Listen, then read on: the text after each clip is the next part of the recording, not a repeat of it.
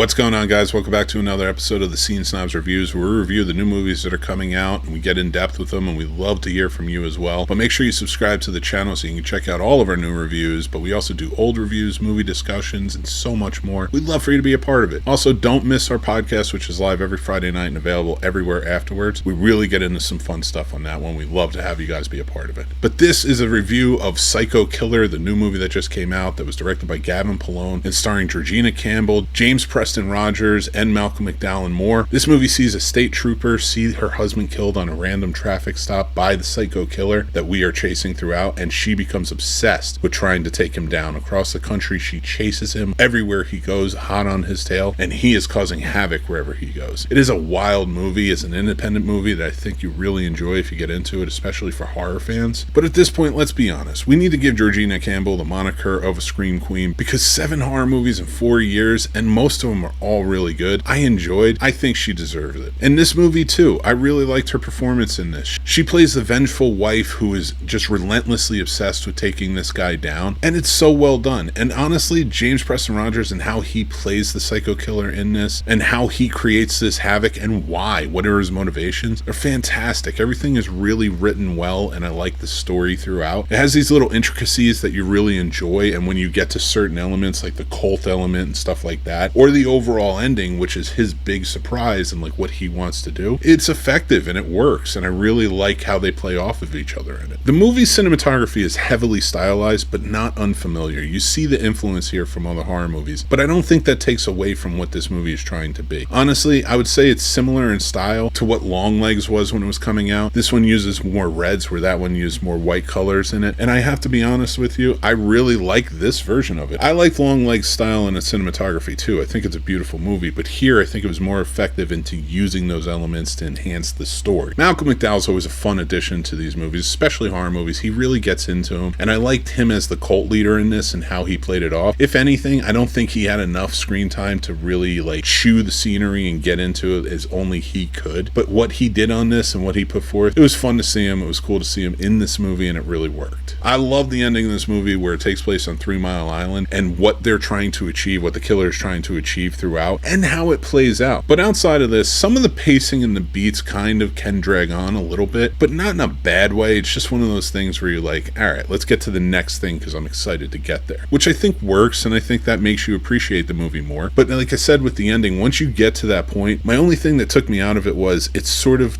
he's trying to recreate 3 Mile Island on 3 Mile Island. But part of me while watching this wished that they actually had set it back in the 80s with 3 Mile Island, and maybe that this was the actual cause. We never really learned that. But anyway, regardless of all that, I do think it's a good movie. It's enjoyable. Horror fans, I think you'll really like it if you check it out. Some cool kills, vicious stuff in this, but overall just a good tale of cat and mouse chasing each other and how it plays out. I'd love to know what you guys think though. Sound off in the comments. Let's talk about it. Until next time, everybody, make sure you subscribe for more so that way you can see more of our new reviews and old reviews and everything else that's coming out. We have a lot of fun stuff, but our movie discussions and especially our podcast, we love the interaction and being a part of that and having a good time with you guys. But until then, make sure to also follow us on Letterboxd and Substack, where we do written reviews of all of our movies as well, and I appreciate you stopping by and hanging out with us. Thank you guys so much. I'm Mick Manhattan from the Scene Snobs. Make sure you take care of yourselves. That's important. Be kind, rewind, and I'll talk to you soon.